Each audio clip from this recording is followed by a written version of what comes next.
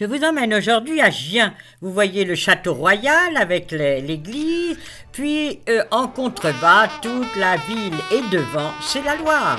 Ce que vous voyez là en herbe, en fait, c'est le lit de la Loire qui est très paresseuse. Voilà le château royal construit en 1482 sur la vieille forteresse, car la duchesse de Bourbon, Anne de France, sœur de Charles VIII et fille de Louis XI, a voulu faire de cette résidence quelque chose de confortable. Donc elle a abattu la vieille forteresse qui dominait toute la ville pour construire une résidence à la mode de l'époque, c'est-à-dire Renaissance. Mais voilà, pas de chance, voilà que le 15 et 16 juin 1940, Gien est bombardé. Il ne reste rien du château, pas quelques murs. Et donc il fallut, à la fin de la guerre, 1946, choisir des architectes, André Laborie et Paul Gélis, pour reconstruire ce château et en faire le musée de la chasse, pendant avec celui de Senlis. Donc voilà ici cette jolie maison avec les arcades typiques de la Renaissance et construit en briques et pierres. Enfin disons, l'extérieur a été tout à fait conservé intact. Parmi les hôtes les plus célèbres, François Ier, puis Henri II, Catherine de Médicis, Charles IX, Anne d'Autriche et Louis XIV. Donc voilà, après eux, c'est vous qui allez venir découvrir le musée de la chasse. La vue que l'on a sur la Loire, c'est magnifique, avec des terrasses superbes qui ont été bien restaurées. Et puis la vieille église, elle aussi, totalement démolie, on a refait toute la nef, toujours avec les mêmes architectes. Seul le vieux clocher du XIVe siècle a survécu, mais un petit peu rabaissé. Il a été, entrons dans l'église, des chapiteaux qui font penser à l'art roman tellement ils sont bruts, tellement les personnages sont un peu naïfs. Ils représentent les différents miracles du Christ, les noces de Cana et autres miracles. Et la nef est très large, vous voyez là, c'est vraiment avec un orgue de chœur tout à fait superbe. Et toujours cette pierre du pays, mais qui là est, je sais pas, l'éclairage est dans les jaunes, un petit peu surprenant. Ce chapiteau représente l'enfant prodigue, et puis ici les noces de Cana avec les grandes jarres. Quant à là, c'est le Christ qui chasse les démons. Donc vraiment, les personnages sont très très naïfs, et vraiment ça fait penser à l'art roman, mais revu et corrigé au XXe siècle. Allons maintenant au musée de la chasse. Vous voyez la plaque commémorative de l'inauguration en 1952. Et ça, c'est la porte par laquelle on peut entrer dans ce fameux musée de la chasse.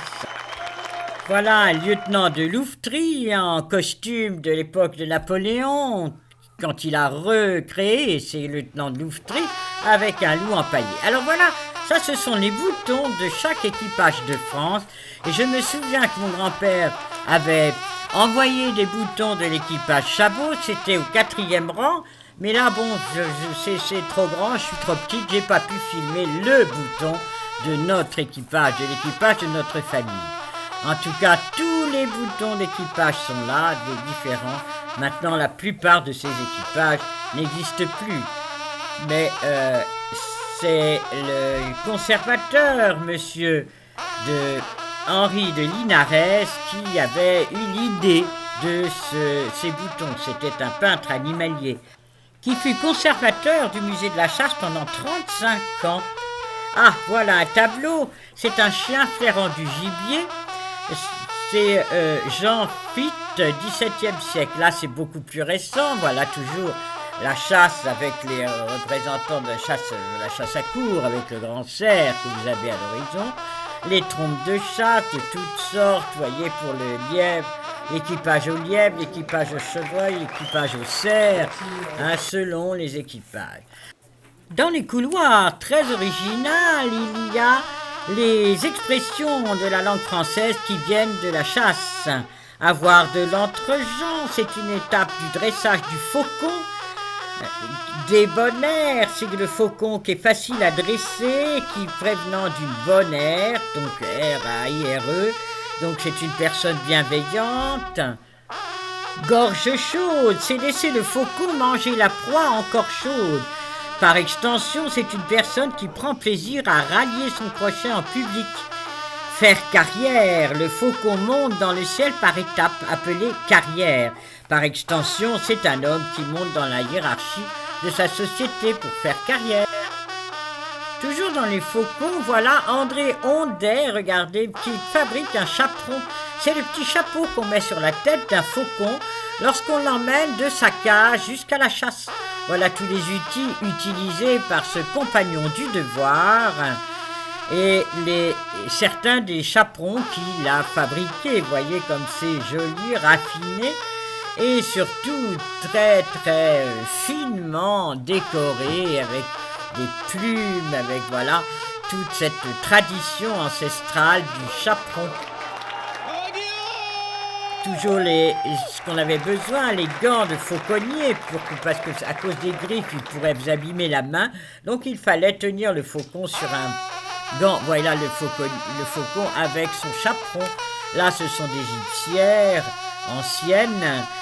Puis quelques oiseaux ici, empaillés dans cette pièce avec une jolie cheminée, un faisan doré là.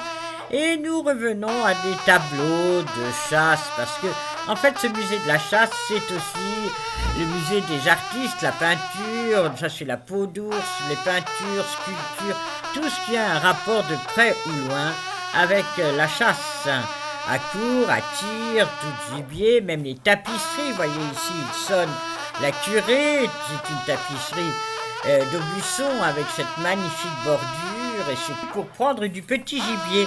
Par extension, c'est une personne qui se fait piéger.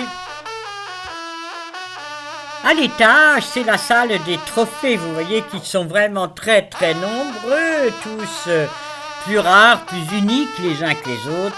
Voilà ce que l'on appelle des massacres, c'est-à-dire qu'on conserve juste l'os du crâne avec les bois dessus. Même des animaux empaillés, mais la plupart sont vraiment des bois rares, des formes rares, des longueurs rares. Enfin, c'est vraiment une salle réservée aux connaisseurs. Après les massacres, voilà, des animaux empaillés, le renard, la belette et le petit lapin. Non, il manque le petit lapin. Là, c'est les petits animaux, hérissons, écureuils, là, et puis petits blaireaux. Là, par contre, c'est en bronze. Et la collection d'œufs, ça, j'ai trouvé ça absolument ravissant, avec ces œufs de toutes les couleurs, toutes les formes, toutes les tailles. Voilà, c'est vous montrer combien ce musée est très complet sur énormément de choses, sur la nature en général. Puis, toujours sur les murs, voilà d'autres massacres, sangliers, chevreuils, élans, chamois, enfin, beaucoup d'animaux sont là, qui ont été chassés dans toute l'Europe, parce que vraiment, ces trophées viennent absolument de toute l'Europe. Vous voyez, là, c'est plus des chamois, donc des bouquetins, voilà, avec une pièce où on nous explique les bienfaits de la chasse, qui régule le gibier, ce que certains animaux sauvages ne font plus. Ah, ça, c'est pour les coqs de bruyère et les défenses de sangliers. Ça, c'est vraiment très amusant et tout à fait joli. Puis des tableaux gigantesques dans la salle d'accueil des touristes avec tous les stands pour les souvenirs, avec énormément de littérature sur la vénerie, la chasse, la nature. Et à l'extérieur, sur le mur, la céramique de Gien qui rappelle le passage de Jeanne d'Arc. Elle est passée 4 fois à Gien, en allant assiéger Orléans, en partant avec le roi Charles VII pour qu'il soit sacré à Reims. Enfin, tout cela, c'est le souvenir du passage de la Sainte. Alors que c'est en céramique de Gien, donc maintenant, allons voir cette céramique internationalement connue.